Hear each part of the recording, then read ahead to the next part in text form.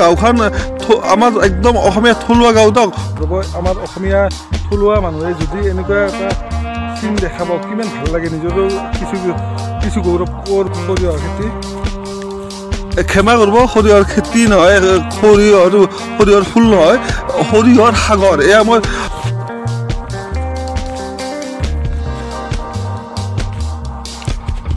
কাৰণ এই ভিডিঅ'টো বনাই একমাত্ৰ উদ্দেশ্য হৈছে কি আমাৰ অসমীয়া থলুৱা মানুহখিনিও যাতে ইনকে হাতে কামে লাগে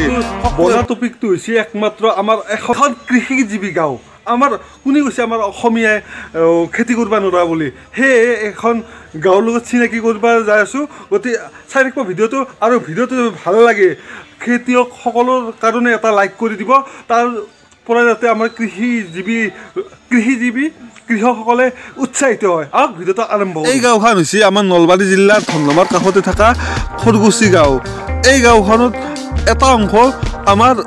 থলুৱা অসমীয়া মানুহৰ এটা চুবুৰীত মই সোমালোঁ আৰু সোমাৰ পাছত চুবুৰীটোত যি দেখিছোঁ আপোনালোক দেখুৱাই আছোঁ এই চাক পুখুৰী গাছ গছনি এইটো বেলেগ কথা আৰু গাঁওখন আমাৰ একদম অসমীয়া থলুৱা গাঁও দক প্ৰতি ঘৰৰ চোতালতে একোটাকৈ মন্দিৰ আছে কিন্তু গাঁওখনৰ সেই বিষয় নহয় আজি খেতি দেখাম বুলি ভাবিছোঁ আৰু খেতি আমাৰ কোনে কৈ আমাৰ অসমীয়া মানুহে খেতি নকৰে বুলি তাকে এটা প্ৰমাণ দেখুৱাব খুজিছোঁ প্ৰথমতে গাঁৱৰ পৰিৱেশ অলপ দেখিছোঁ আমাৰ যেনেকৈ হাংদি তামোল পাৰে এই তামোল পাৰি আছে এইগিলাখান গাঁৱৰ এটা নাজাৰা প্ৰথমতে অলপমান দেখাই ল'লোঁ আৰু তাৰ পাছত যাম এতিয়া চাওক এই মাকৰ খেতি কৰিছে মাকৰ খেতি আমাৰ অসমীয়া মানুহ কৰিছে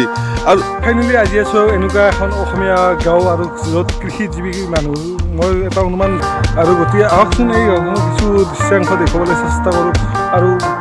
কিনো দেখুৱাব পাৰোঁ আপোনালোকক চাই নিশ্চয় ভাল পাব আমাৰ অসমীয়া থলুৱা মানুহে যদি এনেকুৱা এটা চিন দেখা পাওঁ কিমান ভাল লাগে নিজৰো কিছু গৌৰৱ এয়া সৰিয়হৰ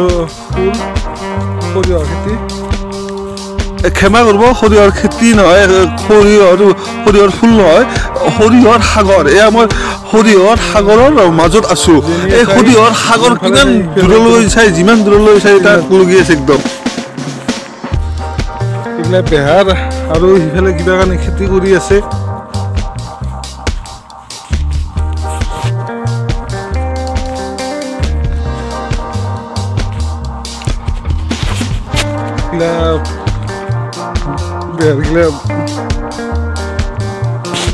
এইটো কি জানে না এইটো নদী নহয় এইটো হৈছে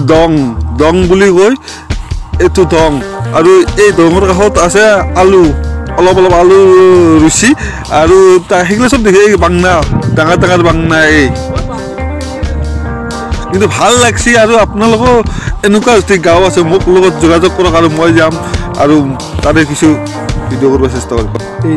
যি জেগাত আছোঁ মই সেই জেগাটোত এইটো নহয় যে ফাৰ্মৰ ভিডিঅ' কৰিব আহিছোঁ এই কোনো ফাৰ্ম নহয় এই প্ৰতি ঘৰ মানুহে যি চুবুৰীটো যেকে ঘৰ মানুহ আছে প্ৰতি ঘৰে এনেকৈ এইগিলা আছে মূলা ধুনীয়া এটা পৰিৱেশ আৰু এনেকুৱা ধৰণৰ ভিডিঅ' মই প্ৰায় বনাবলৈ চেষ্টা কৰোঁ আপোনালোকে হয়তো অলপ ছাপোৰ্ট কৰিলে আৰু আগলৈ উৎসাহিত হ'ম আৰু সকলোৱে এনেকুৱা ধৰণৰ খেতি কৰাৰ চেষ্টা কৰিব লাগে ইয়াতে সকলো খেতি আছে মূলা আলু পিঁয়াজ নহৰু সকলো ধৰণৰ খেতি কৰিছে এওঁলোকে ইনকে খেতি সকলোৱে কৰিব লাগে কাৰণ এই ভিডিঅ'টো বনাই একমাত্ৰ উদ্দেশ্য হৈছে কি আমাৰ অসমীয়া থলুৱা মানুহখিনিও যাতে ইনকে হাতে কামে লাগে সকলোৱে যাৰ মাটি আছে মাটি বাৰী এনাই আছে কাৰোবাক দিছে এনাই পৰি আছে গতিকে এনাই পৰি লাভ নাই অলপ হ'লেও আমাৰ নলবাৰীৰ কাৰণে হওক আমাৰ গাঁৱৰ কাৰণে অলপ হ'লেও সকাহ হ'ব এই চাওকচোন কি ডাঙৰ বাংনা এনেকুৱা ধৰক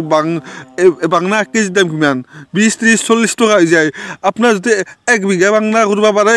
এইটোতো অলপমান দেখিছোঁ অলপ কষ্ট কৰিলে কিমান ফল লাগে খেতিৰ ভিডিঅ' দিলে এনেকুৱা বেয়া কমেণ্ট কেইটামান আহে সেইটো মই লগ ডিলিট কৰি দিওঁ কাৰণ কমেণ্ট নকৰিব কাৰণ কি জানে না মইতো খেতি কৰিব পৰা নাই গতিকে আপুনিতো খেতি কৰিব পৰা নাই অসমীয়া মানুহ হয় আমি ডাঙৰ ডাঙৰ বেজী মাৰা আমি কবি কিহে কিনি আছোঁ বা ডাঙৰ ডাঙৰ আমাৰ বেমাৰখিনিয়ে মাতি আছোঁ এই যিটো মই দেখিছোঁ এনেকুৱা ধৰণৰ খেতিৰ পৰা ফচল খালে আপোনালোকৰ কোনো ধৰণৰ বেমাৰ আজাৰ নহয় কাৰণ কি জানে না মই মানুহজনক সুধিছোঁ বাৰে বাৰে যি এই গোবৰ সাৰেৰে প্ৰস্তুত কৰা আৰু এইডাল গাছ কিয় থাকে কওকচোন এই গাছডাল কিয় থাকে জানে না এই গছডাল থাকে কিয় আমাৰ যেতিয়া বাৰিষা পেক ৰ'দৰ প্ৰকোপত ৰ'বা নোৱাৰে এৰে তলত যায় জিৰাব আমাৰ কৃষকসকলে সেই গতিকে গছডাল থাকে